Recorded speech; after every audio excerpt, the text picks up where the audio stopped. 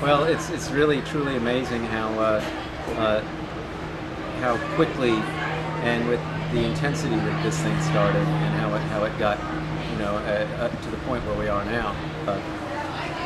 On October 1st, I hosted a meet and greet for David here, and he's the first person to originally let me know about what was happening with this vote in the legislature last summer, and I was so taken back that I felt like there was something else that we had to do besides just write our legislators. Of course, we have to do that, but he had a call to action at the end of the speech that he gave that day, and I instantly got this idea that we needed to draw a line in the sand, and what better way to do it than to have Floridians actually create that line in the sand. So this idea started out just a very simple thing, and it grew exponentially in a matter of weeks in October to become a statewide event. And little by little, we picked up beaches, 2 or 3 or 4 or 5 a day, to the point where we had 80 beaches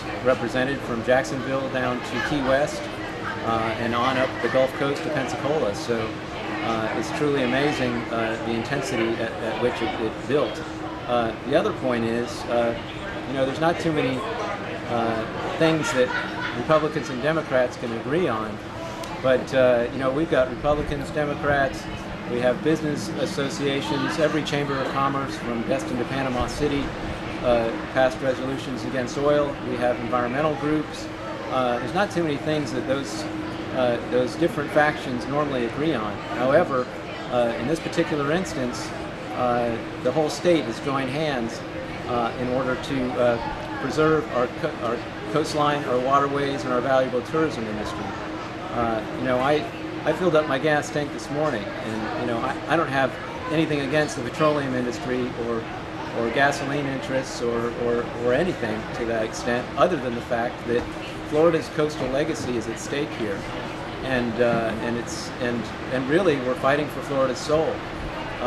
Florida's coastal legacy is clean water, clean beaches, sunshine, and fun, and Texas's coastal legacy is oil, and may the never two mix here. I really believe that Floridians feel passionate about this issue, and it's clearly evidenced by the number of folks who showed up here, and certainly all the way across the state. Even if only 5 people showed up today, we will have accomplished our goal of bringing about more awareness about this issue. This issue was flying under the radar in Florida prior to October, and when the Florida legislature decides to vote on a bill, they should tell Floridians about it in advance, and there should be debate, and the Floridians should have an opportunity to really get involved in that debate, and they didn't do that. At the end of session last summer, suddenly we had this thing popped on us, and really hardly anybody knew about it, and I don't think that's right.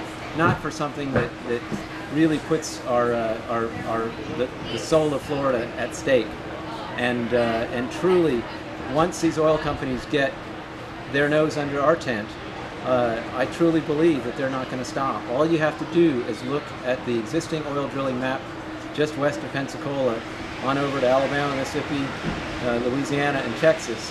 There are thousands of oil rigs, and to me, for every oil rig that they put up, that's one chance of a leak or a spill that we can't afford. Nor can we afford the amount of support industries that are going to be going into this. We have beautiful passes in Destin, in Panama City, in Pensacola, and a very, very fragile ecosystem in Port St. Joe. And I can't imagine the amount of boats and the amount of support boats that are going to be going back and forth to those oil rigs. And with every single one of those boats and every single oil rig, there's a chance. There definitely is a chance, and it's a chance we can't afford. So I really hope. What's that? I was going to say it's important to remember that our economy, as David mentioned, is not based on oil. So while this might be a wonderful windfall for Texas and Texas oil to get our most precious asset, we have to stand up and protect our state. Our state relies on tourism, the military, all the associated industries that spin off of both of those.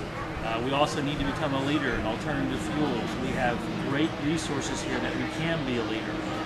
So all those things put together tell you, it's not good for our state from a business equation, from environmental.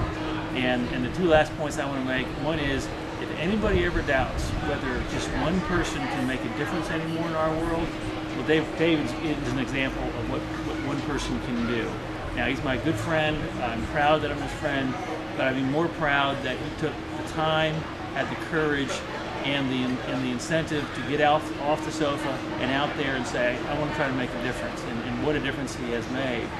The last point I want to make is that this is an ongoing battle.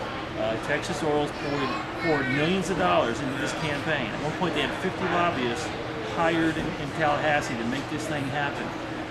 We're concerned that this is not just a battle for this year, it'll be a battle next year in 2011 and thereafter. So everybody has to be diligent. They have to be vigilant, they have to make sure they're aware of what's going on with each session every spring, and when they find out something more is coming down the pike on oil, got to get active again and always, because I believe this fight will continue. Well, it's certainly going to continue on the local Florida front, but there's a larger battle that's brewing in Washington, and that's for the federal ban to be lifted.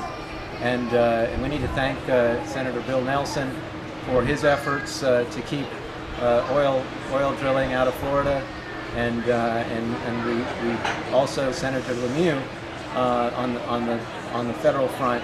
We really need to contact our legislators, contact these folks in Washington, and let Floridians know that there's nothing more important than contacting our leaders to let them know how we feel about this.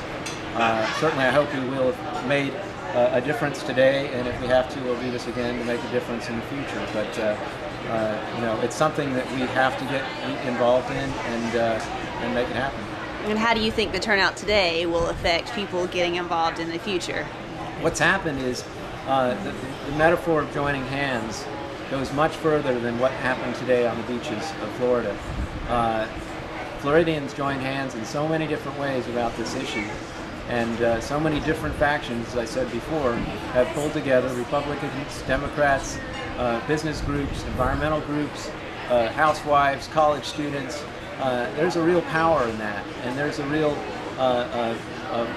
wonderful thing happening in Florida, and people have gotten together who otherwise wouldn't know each other, and they're sharing their knowledge and their abilities and their passions for protecting our coastline and our waterways and our valuable tourism industry. And that's something that can't be quantified. It doesn't matter how many people showed up on the beach today. What's happened leading up to this and what's about to happen is all going to be galvanized by that unity, those people that have joined hands together across the state, and that's the most powerful thing of all.